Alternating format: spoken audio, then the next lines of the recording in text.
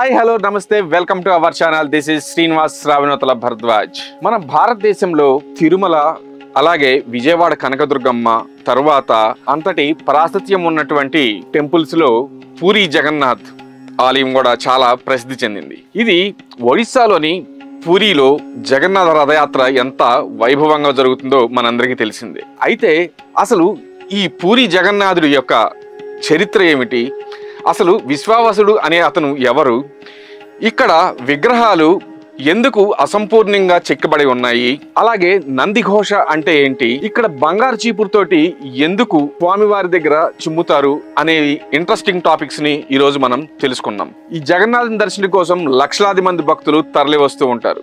అయితే జగన్నాథ రథయాత్ర అంటే చరిత్ర ఏమిటి, అలాగే ఈ పండుగ యొక్క ప్రాముఖ్యత ఏమిటి అనే విషయాల గురించి ఇప్పుడు మనం తెలుసుకుందాం. ప్రపంచ వ్యాప్తంగా ఎంతో ప్రసిద్ధి చెందినటువంటి పూరి జగన్నాథ రథయాత్ర అంగరంగ వైభవంగా జరుగుతూ ఉంటుంది. దేశ విదేశాల నుంచి లక్షలాది మంది భక్తులు పూరి క్షేత్రానికి తరలి వస్తూ ఉంటారు. జై జగన్నాథ అంటూ భక్తుల నినాదాలతో ఆ ప్రాంతమంతా కూడా మారుమోగిపోతూ ఉంటుంది. ఈ పండుగను ఏటా ఆషాఢమాస శుక్లపక్ష విధియ నాడు జరుపుతూ ఉంటారు. ఈ 9 రోజుల ఉత్సవంలో భాగంగా జగన్నాథ స్వామి తన సోదరుడైనటువంటి బలభద్రుడు, అలాగే సోదరి సుభద్రతో కలిసి 12వ శతాబ్దానికి చెందిన ప్రధాన ఆలయం నుంచి గుండీచా ఆలయానికి యాత్రగా వెళ్తారు. ఇదే అక్కడ విశిష్టత.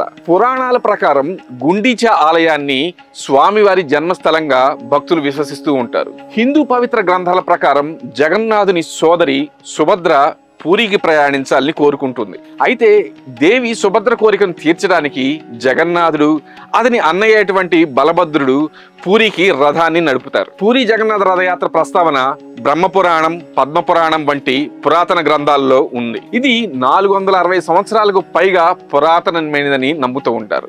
జగన్నాథ రథయాత్ర గురించి అనేక ఇతిహాసాలు ఉన్నప్పటికీ ప్రసిద్ధమైన వాటిలో ఒకదాని గురించి మనం ఇప్పుడు తెలుసుకుందాం. పూరి జగన్నాథ ఆలయాన్ని ఇంద్రద్రుమ్య రాజు నిర్మించారు. జగన్నాథుడు, బలభద్రుడు, సుభద్ర విగ్రహాలను గుండీచా ఆలయంలో విశ్వకర్మ చేత తయారు చేయించారు.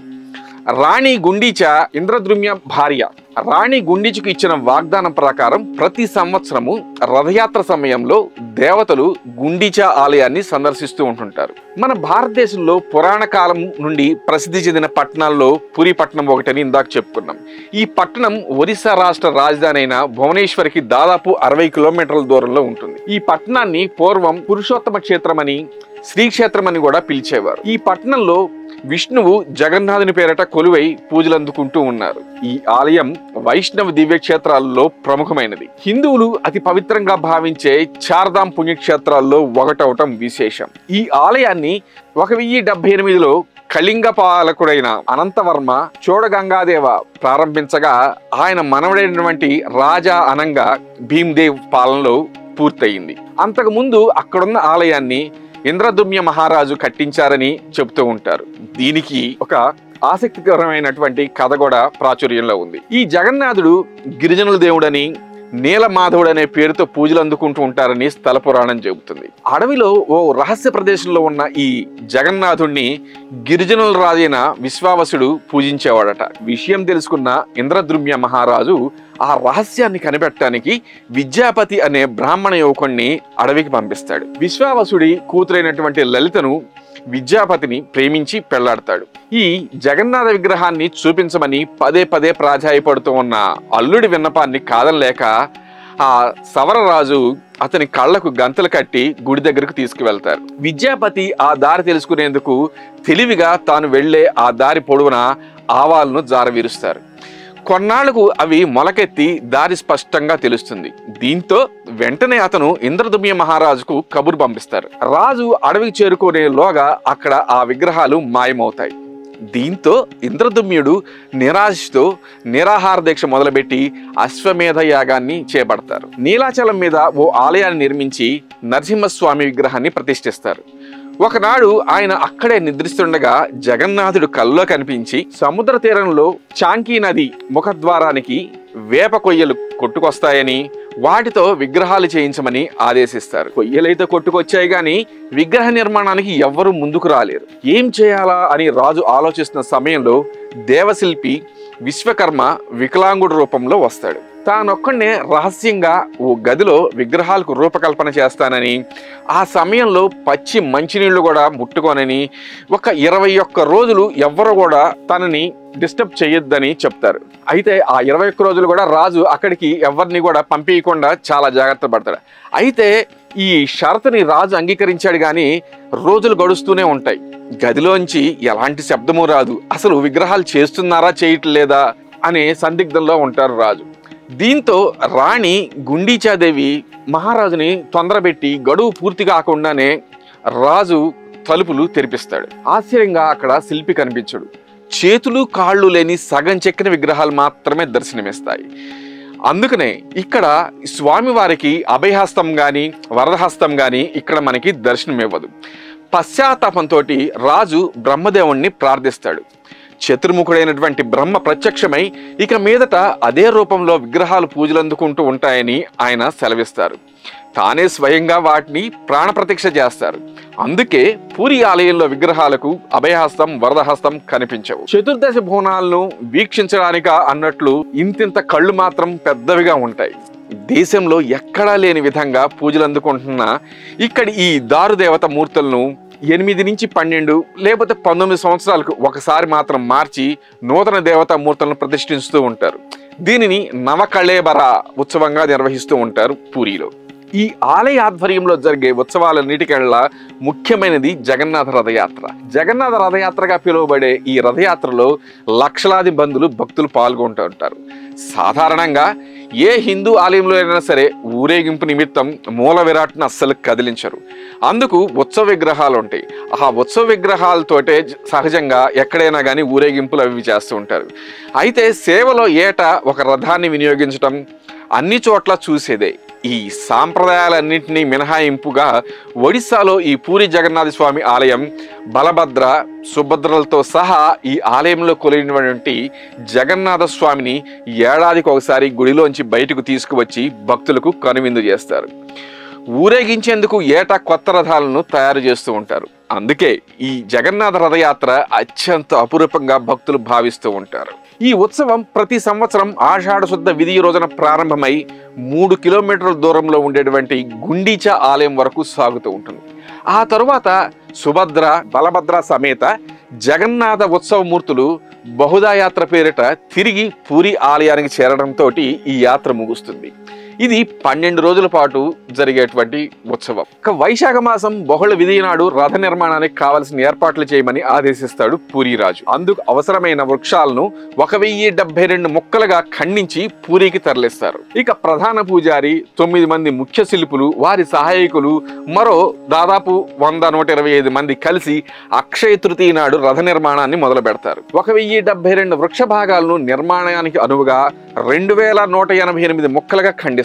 వాటిలో 832 ముక్కల్ని జగన్నాథుడి రథం తయారీకి, అలాగే 763 కాండాలను బలరాముడి రథ నిర్మాణానికి, 593 భాగాలను సుభద్రాదేవి రథానికి వినియోగిస్తారు. ఆషాఢ శుద్ధ పాడ్యం నాటికి రథ నిర్మాణాలు పూర్తయి యాత్రకు సిద్ధమవుతాయి. ఇందులో జగన్నాథుడి రథాన్ని నందిఘోష అని పిలుస్తారు. 45 అడుగుల ఎత్తున ఈ రథం 16 చక్రాలతో మిగతా రెండిటికన్నా పెద్దదిగా కనిపిస్తూ ఉంటుంది. ఎర్రటి దారాలున్న పసుపు వస్త్రంతో నందిఘోషను అలంకరిస్తారు. ఇక బలభద్రుడి రథాన్ని తాళధ్వజం అని పిలుస్తారు. దీని ఎత్తు 44 అడుగులు, 14 చక్రాలు మాత్రమే ఉంటాయి. ఎర్రటి దారాలున్న నీలి వస్త్రంతో ఈ రథాన్ని కప్పుతారు. ఇక సుభద్రాదేవి రథం గనక చూస్తే దానిని పద్మధ్వజం అని పిలుస్తారు. దీని ఎత్తు 43 అడుగులు, దీనికి 12 చక్రాలు ఉంటాయి. ఎర్రటి దారాలున్న నలుపు వస్త్రంతో పద్మధ్వజాన్ని అలంకరిస్తారు. ప్రతి రథానికి 250 అడుగుల పొడవు, 8 అంగుళాల మందంతో ఉండే తాళ్లతోటి కడతారు. ఆలయ తూర్పు భాగంలో ఉండే సింహద్వారానికి ఎదురుగా ఉత్తరముఖంగా ఈ 3 రథాలని కూడా నిలబెడతారు. రథయాత్ర మొదటి రోజున మేళతాళాలతో గర్భగుడిలోకి వెళ్లే పండాలు అని పిలువబడే ఇక్కడి పూజారులు ఉదయకాల పూజాధికాలన్నీ కూడా నిర్వహిస్తూ ఉంటారు. శుభముహూర్తం ఆసన్నమవగానే మణిమా అని పెద్ద పెట్టును అరుస్తూ రత్నపీఠం మీద నుంచి విగ్రహాలను కదిలిస్తారు. ఆలయ ప్రాంగణంలోని ఆనంద బజారు అరుణ స్తంభం మీదుగా వాటిని ఊరేగిస్తూ బయటకు తీసుకువస్తారు.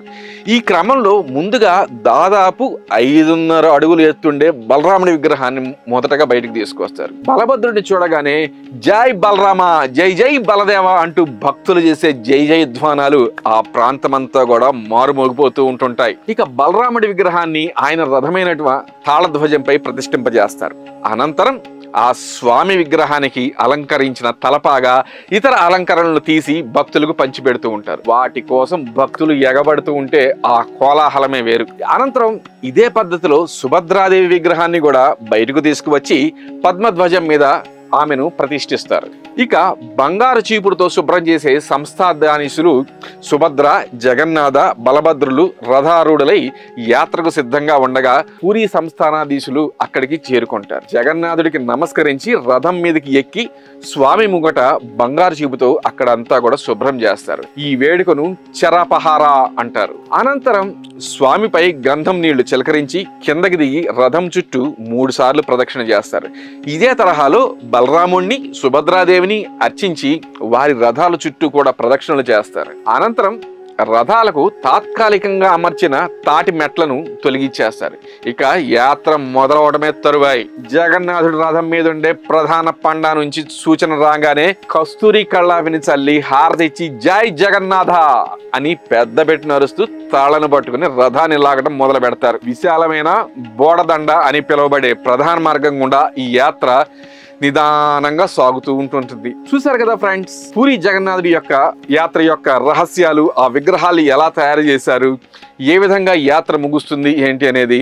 సో మీరు కూడా కుదిరితే మన హిందూ దేవాలయాల్లో చార్ధాంలో ఒక దేవాలయంగా పిలువబడే ఈ పూరికి వెళ్ళి ఒక్కసారి స్వామిని స్మరించుకొని ఆయన్ని చూసి తన్మయంతో ప్రసన్నుడై ఆయన యొక్క కృపా కటాక్షాలన్నీ కూడా మీరు పొందాలని భావిస్తూ మీ శ్రీనివాస్ భరద్వాజ్, రావినతల. Thank you.